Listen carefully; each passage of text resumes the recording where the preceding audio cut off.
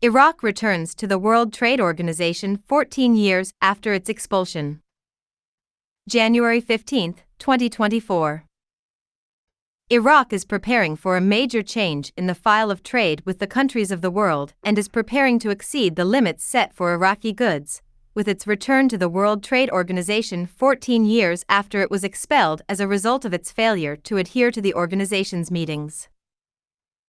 The head of the Kingdom of Saudi Arabia's mission to the World Trade Organization / the Saudi permanent representative to the World Trade Organization and responsible for the file of Iraq's accession to the World Trade Organization, Sakr al-Muqbil, visited Iraq today, Monday, and delivered a speech in which he reviewed the importance of joining the World Trade Organization. Al-Muqbil said in a press conference followed by Al-Iqtisad News, "I find Iraq's accession to be a serious message from Iraq to the whole world, that Iraq is continuing its path of engagement with the whole world," adding, "I find myself among my loved ones and brothers to do everything we have for your participation." The kingdom's successful experience in joining the World Trade Organization. He explained, "The kingdom joined the World Trade Organization in 2005, and our non-oil merchandise exports amounted to about $18 billion. And exports have now reached $84 billion with the world," noting that the kingdom's service exports alone amounted to about $11 billion in 2005 and have now reached more than $34 billion.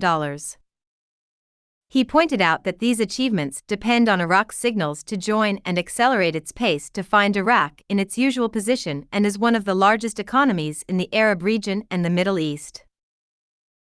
For his part, the Iraqi Minister of Commerce, Athir al-Gharari, said, "Iraq is taking steps to return as a strong economic player by opening relations with Arab countries and all countries of the world," noting that today, within a year, we were able to finalize 3 files and submit them to the committee related to Iraq's accession to the World Trade Organization, Global Trade in Goods and Services. He stated that Iraq joined as an observer in the World Trade Organization in 2004, and in 2009 Iraq stopped meetings and reached the point of being removed from the organization, and last year, 2023, through continuous work on that and with the help of Saudi Arabia and the head of the Saudi mission in the organization, Iraq returned as an observer to the organization. Global trade, and we accomplished in 1 year the equivalent of more than 15 years' work. Regarding the benefit of joining, al-Gharari explained, "It means that the Iraqi economy enjoys any specifications enjoyed by world economies, but this does not replace the necessity of internal reform." He stated that opening the doors to Iraqi goods and trade exchange through global controls will protect Iraq from entering the global market with its weight in the event that it fulfills its requirements and that our production is international and not local, noting that Iraqi goods are now not allowed to go outside certain borders, and joining is possible. To reach the farthest country in the world. Advisor to the Prime Minister, electronic payment enhances economic development efforts. January 15, 2024. The Executive Director of the Iraq Fund for Development, Mohammed Al-Najjar, confirmed that the digital transformation that the country aspires to achieve represents the most important steps in the next stage and an important axis of the development process that Iraq seeks. Al-Najjar said in a statement to Al-Sabah followed by Mawazin News, "Developing performance within the Iraqi labor market is extremely important and a prominent axis in achieving goals, and that the financial sector represents the size of the cornerstone for making plans a reality, which requires the presence of an advanced financial sector that adopts work mechanisms. Sophisticated."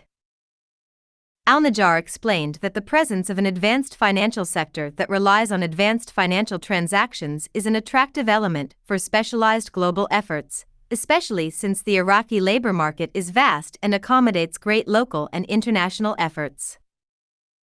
He explained that the shift towards electronic payment carries many positives that secure the reality of financial transactions in Iraq, pointing out that the clear interaction between beneficiaries and electronic payment leads to the spread of these transactions on a wider scale in the country. Executive Director of the Association of Private Banks, Ali Tariq, confirmed that there is a clear and tangible increase in the volume of daily payments through electronic payment cards, whether in government payments or the private sector, and that the current year will witness the launch of the Iraqi National Company for the Management of Payment Systems, which contributes to facilitating government payments via the Internet. There will be a wider spread of payment systems throughout institutions and the provision of broader programs to stimulate the use of electronic payment.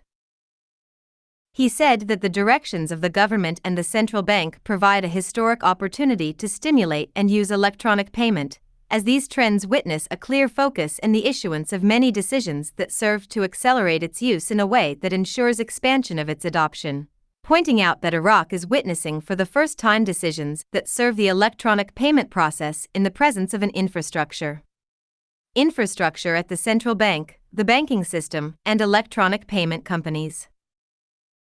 He pointed out that the outside world has witnessed a major revolution in the field of electronic payment and a complete move away from cash dealing, as it provides safe paths for funds and their transfer without any disruption. In Iraq, electronic payment will expand to the extent that the benefits of the largest segment of society will be felt. Tariq revealed that the number of electronic payment points has tripled during the year 2023, and it is hoped that it will double to greater and greater levels in the coming period. He indicated that last year witnessed a transition in expanding the use of electronic payment, as the collection project for government and private institutions was approved in the middle of last year, which was an important detail of the government program and within the strategy of the Central Bank of Iraq. He stated that electronic payment follows several paths, the most important of which is providing POS acceptance points in government institutions and private projects, noting that the number of cards today in Iraq exceeds 15 million cards of various types, and that issuing electronic payment cards is not a complicated matter. Regarding the transition to fully adopting electronic payment, Tariq pointed out that the matter requires the presence of at least one electronic payment method in government and private institutions that guarantees easy performance for the citizen, pointing out that all institutions now have devices that accept electronic payment, but the citizen is not forced to use it. Adopting this mechanism.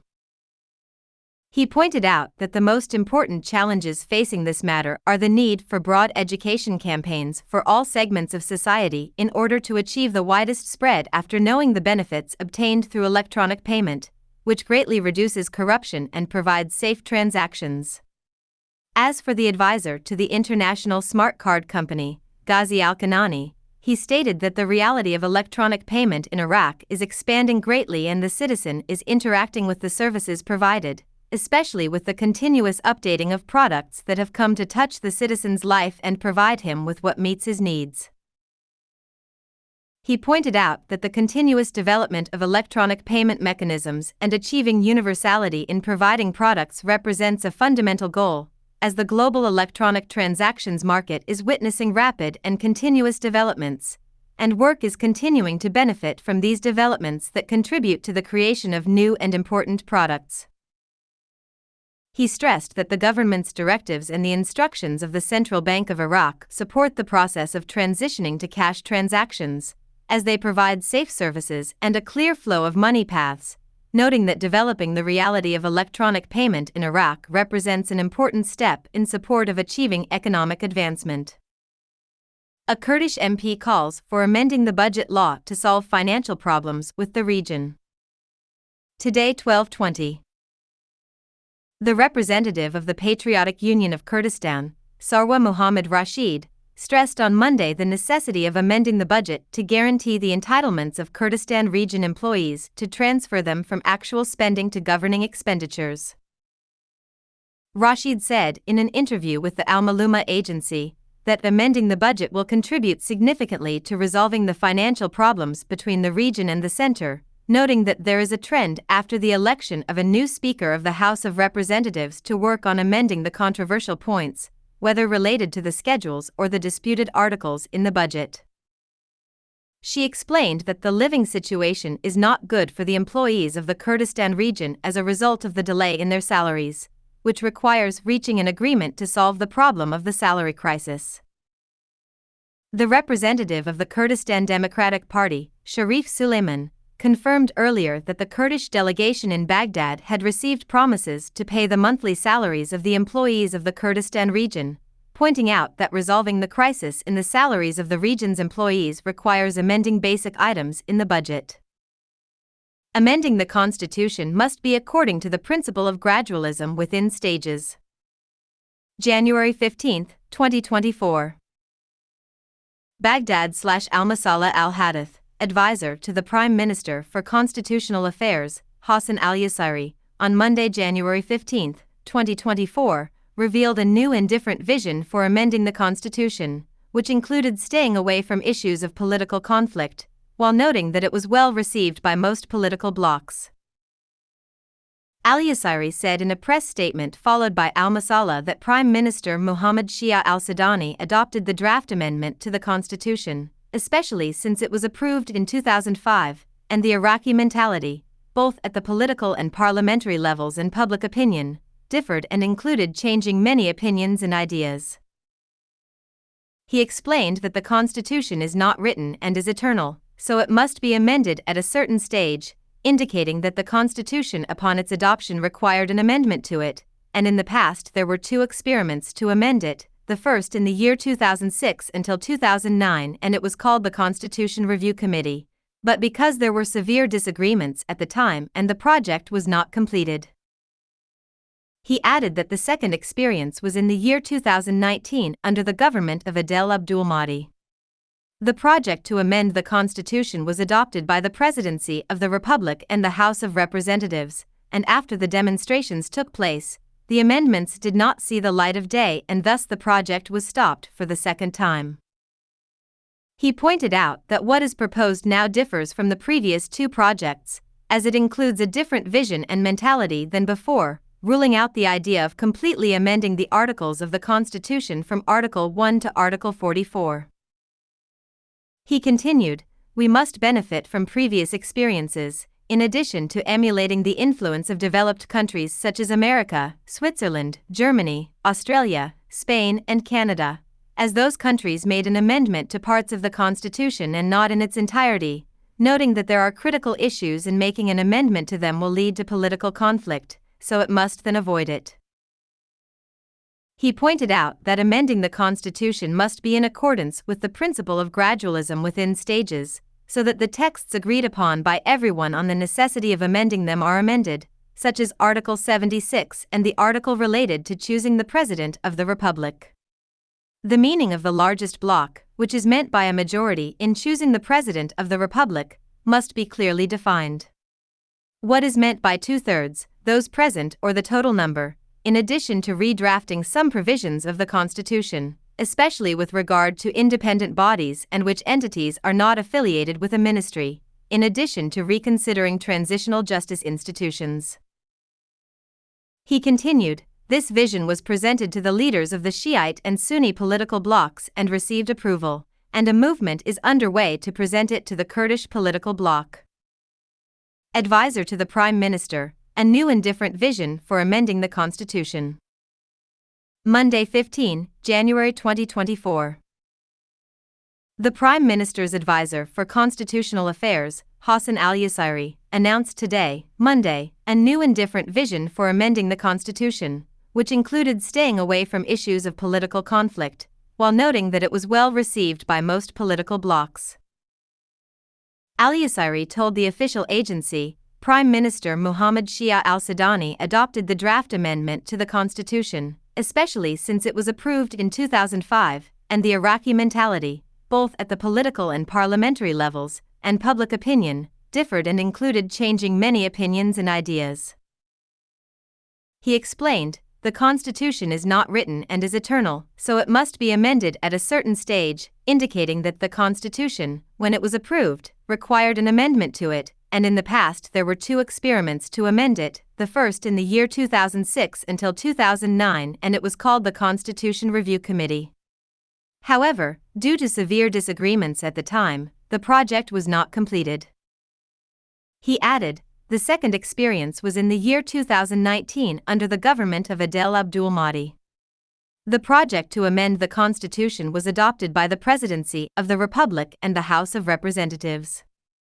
After the demonstrations took place, the amendments did not see the light of day, and thus the project was stopped for the second time."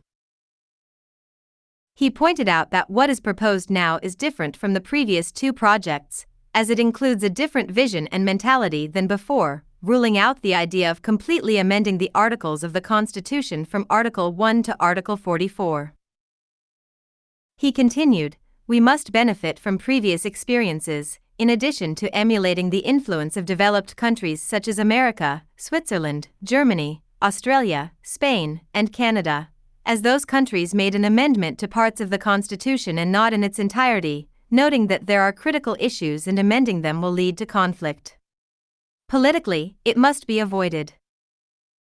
He pointed out that amending the Constitution must be in accordance with the principle of gradualism within stages, so that the texts agreed upon by everyone on the necessity of amending them are amended, such as Article 76 and the article related to choosing the President of the Republic.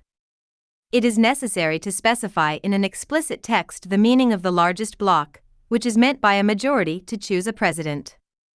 The Republic by a two-thirds majority, what is meant by it, those present or the total number, in addition to redrafting some provisions of the Constitution, especially with regard to independent bodies and which entities are not affiliated with a ministry, in addition to reconsidering the institutions of transitional justice. He continued, "This vision was presented to the leaders of the Shiite and Sunni political blocs and received approval, and the movement is underway to present it to the Kurdish political bloc." Al-Sudani reiterates his emphasis on the necessity of ending the tasks of the international coalition in Iraq. Today 10:30. On Monday, the Prime Minister, Mr. Mohammed Shia al-Sudani, renewed his emphasis on Iraq's vision regarding ending the mission of the international coalition to fight ISIS. A statement from al-Sudani's office received by al-Maluma stated that he received the Dutch ambassador to Iraq, Hans Sandy, and during the meeting, bilateral relations between the two countries and ways to strengthen them were reviewed. During the meeting, he pointed out Iraq's openness to all forms of partnership and joint work in various fields, in particular the activation of the Joint Water Council between the two countries, in addition to the importance of the Netherlands assuming leadership of the NATO mission in Iraq, mid-May. Al-Sudani renewed, according to the statement, Iraq's vision regarding the mission of the international coalition to fight ISIS in the next stage, which must include joint technical work to end this mission, and move to the levels of bilateral security and military cooperation. For his part, the ambassador delivered, during the meeting, an official invitation from Dutch Prime Minister Mark Rutte to visit the Netherlands in order to discuss more opportunities for partnership between the two countries, and to convey his country's government's desire to increase levels of cooperation, pointing to the positive relations between the Netherlands and Iraq, as well as about the desire of Dutch companies to work within Iraqi development programs and rebuild infrastructure. Revealing a government trend to stop external borrowing. Today 10:55. Information/Baghdad. The Prime Minister's advisor for technical affairs, Engineer Mohammed al-Daraji, chairman of the Iraqi Foreign Loans Review Committee, revealed that the government seeks to stop loans that do not benefit the country. Al-Daraji said, in a statement to Al-Sabah newspaper, followed by Al-Maluma, that after 2003, Iraq entered a new wave of external loans and debts due to the decline in oil prices and the insufficient budget in most cases. He added, there was clear confusion and differences in estimating the size of Iraq's new external debts due to the presence of other debts before 2003, noting that the new debts must have a clear picture of them in order for appropriate measures to be taken in dealing with them in order to preserve the country's economy and its credit rating. Globally, Al-Daraji explained, the loans are distributed among ministries and governorates in exchange for projects, and the task of the committee that was formed is to inventory the loans and find out which projects, ministries, or governorates have benefited from them and what their condition is, indicating that the debts entail interest that burdens Iraq and must be liquidated, and final results must be reached in knowing the size of the debt, how to repay it, and its value to the economy. The Prime Minister's advisor for technical affairs said, these debts may have been taken for certain reasons, but they do not contain any added value to the Iraqi economy, which makes us study the debts again and proceed with implementing the projects for which the debt was borrowed.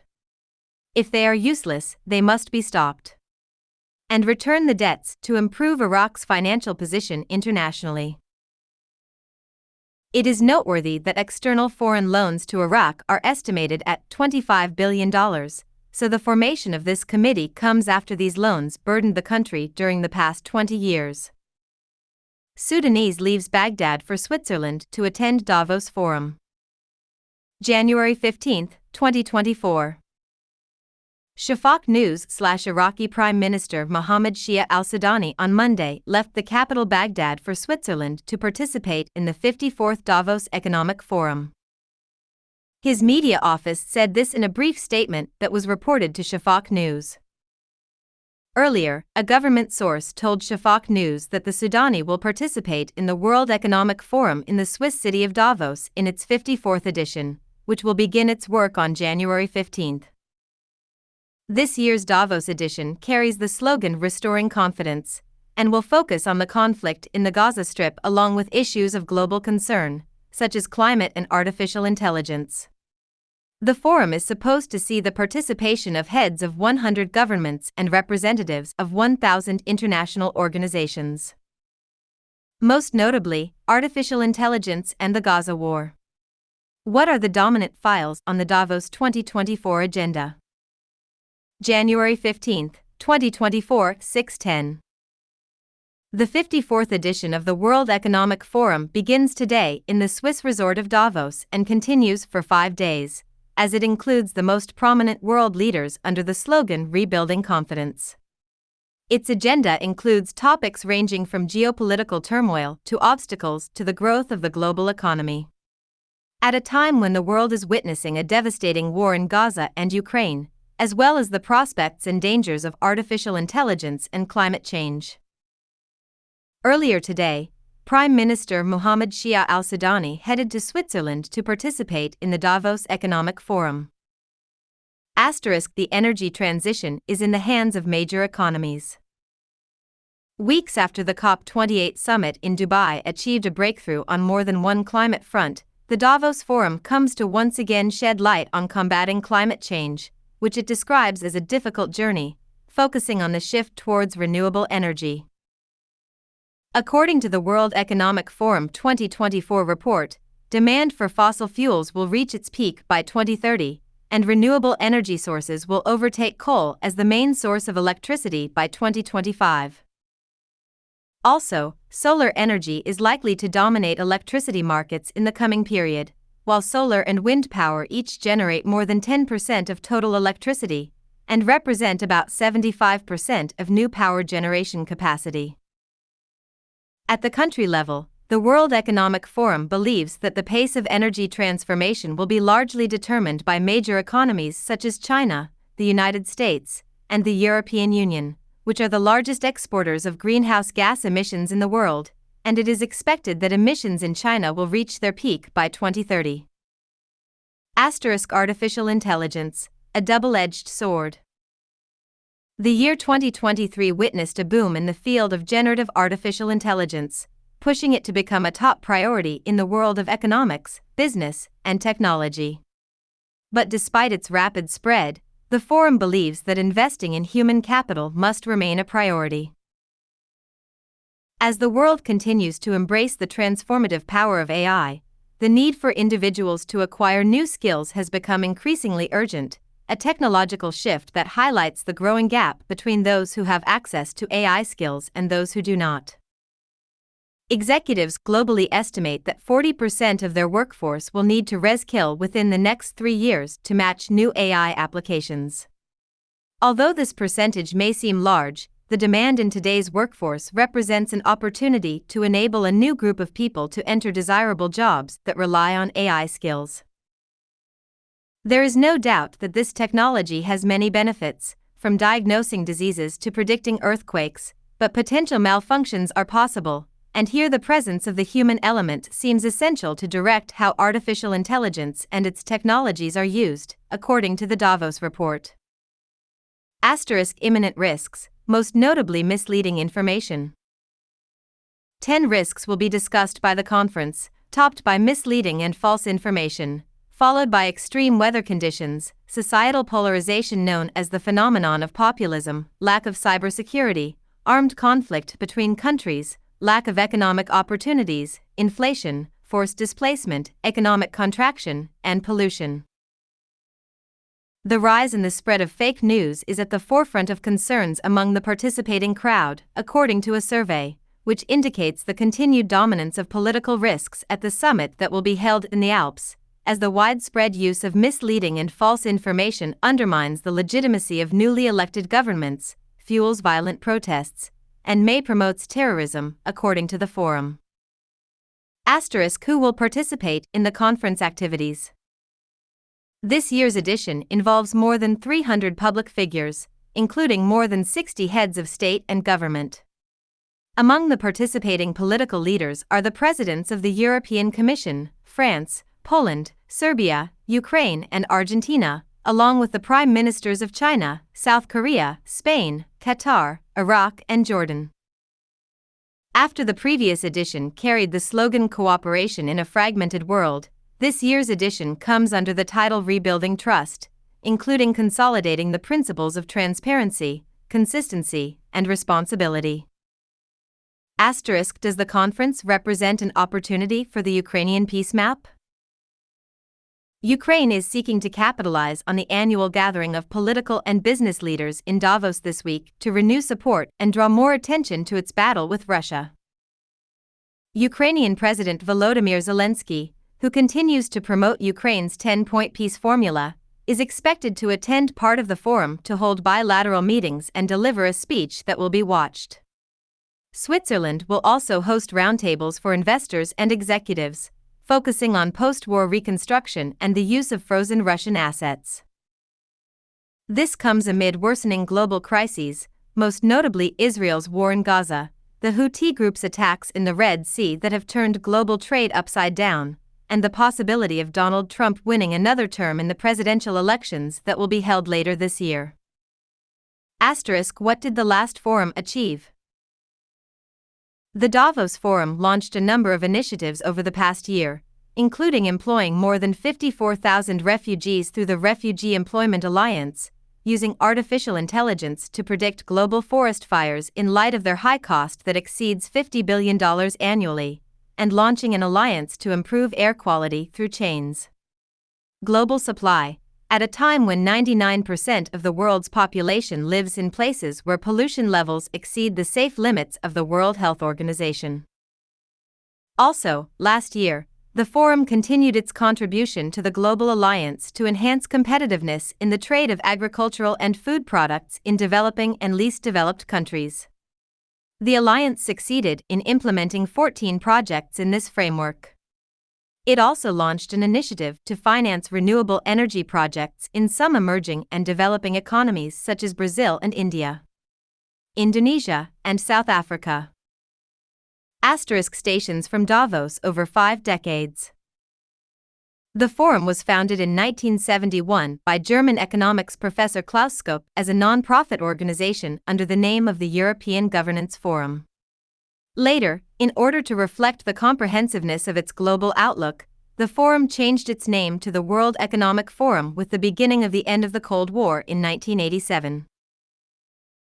The forum contributed to a number of political, financial, and health issues, including the consolidation of peace between Turkey and Greece following meetings between Turkish and Greek Prime Ministers Turgut Özal. Andreas Papandreou on the sidelines of the forum in 1988, reforming the global financial system in the wake of the financial crisis that affected emerging markets, especially Asia, in the 1990s. In 2000, the Global Alliance for Vaccines and Immunization also used the forum as an opportunity to launch programs to vaccinate millions of children against diseases. In 2007, the forum culminated its long-term relationship with China with the establishment of the annual China Business Summit, or what is known as the annual Summer Davos. Years later, the corona pandemic began in China, and in response to the pandemic, Davos was held virtually for the first time in 2021. A year later, Davos had a different impact as it was held during the Alpine Spring for the first time, putting the Ukraine war and its repercussions on the global economy at the top of the forum's agenda. In 2023, the 53rd annual meeting returned to its traditional date in January, with a title dominated by the importance of cooperation and solidarity to resolve conflicts and crises in a fragmented world. The Iraqi economy is exposed to major losses as a result of the exchange rate crisis. Special Sumerian. January 15, 2024. Al Samaria News. The Iraqi economy is exposed to major losses amounting to about $21 billion annually due to the price difference occurring in the exchange of the dollar, and observers believe it is necessary to take serious steps to impose control in order to avoid an economic disaster. It is difficult to control the parallel currency market despite multiple and varied measures taken by the responsible authorities, and this causes huge losses amounting to $21 billion annually. This does not require making promises to implement steps that may not be seen, as much as there is a need for serious restrictions that impose control on the markets.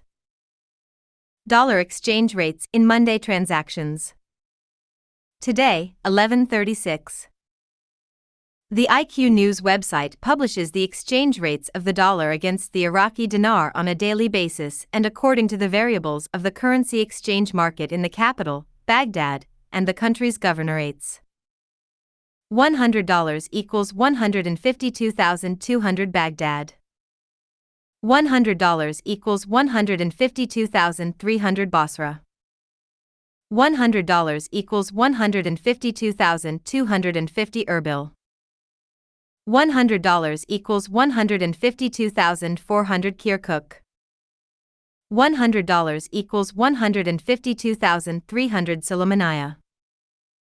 $100 equals 152,300 Dohuk. $100 equals 152,350 Najaf.